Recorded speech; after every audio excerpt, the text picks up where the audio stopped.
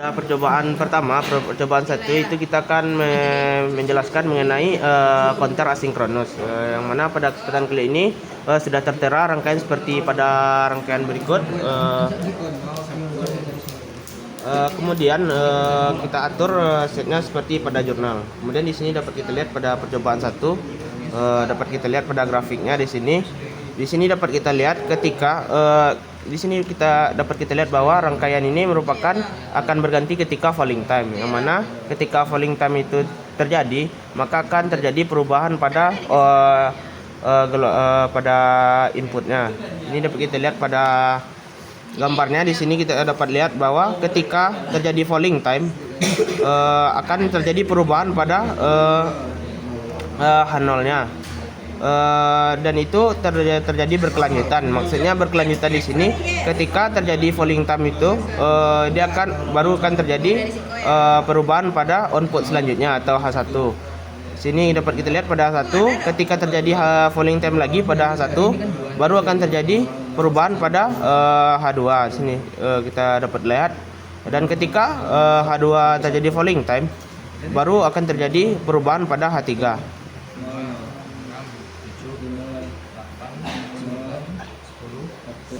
Baik, setelah yang dijelaskan oleh Rizky tadi, itu kita akan masuk ke dalam prosedur percobaannya, di mana prosedur percobaan yang pertama menggunakan asynchronic binary counter 4 bit dengan JK flip flop.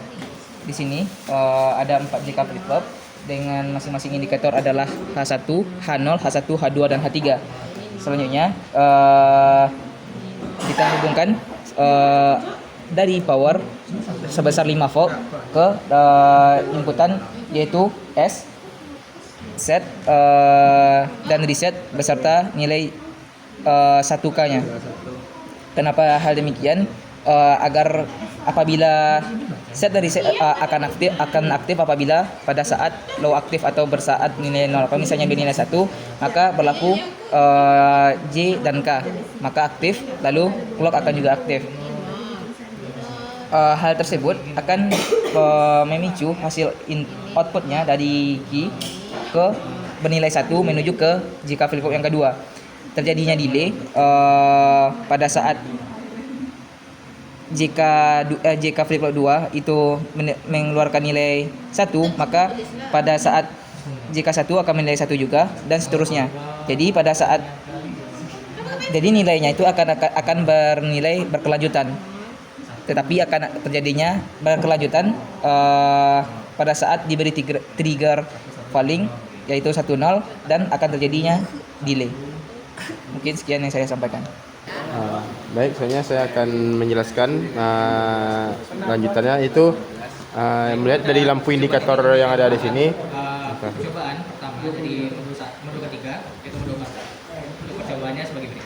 Jadi pertama itu ketika H0-nya hidup, itu berarti di clock itu akan melakukan falling sehingga dari H0 itu akan nilai 1. Nah, ketika dari H0 ini terjadi falling juga, maka clocknya indikator H1 akan hidup, lampu H1 akan hidup. Nah, selanjutnya itu ketika nilai dari H1 tersebut kembali terjadi falling, dan ketika di H0 juga falling, maka itu indikator H0 dan H1 itu akan mati, dan selanjutnya H2 akan hidup.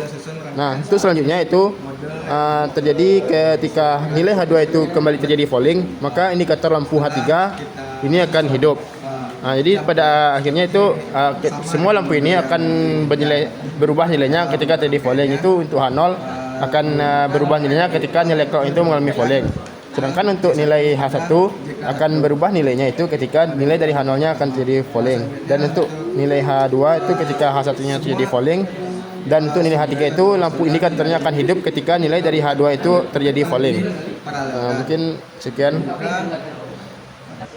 Baik, selanjutnya pada percobaan satu ini dapat kita lihat bahwa pada percobaan satu ini menggunakan rangkaian counter up. Dapat kita lihat di sini bahwa rangkaian counter up itu terjadi ketika output yang kita ambil dari flip flop sebelumnya itu menggunakan key dari key flip flop sebelumnya. Ini dapat kita lihat pada lampu indikatornya bahwa counternya itu merupakan counter up atau menghitung dari kecil ke yang besar, dari yaitu berupa dari 0 sampai ke angka 9.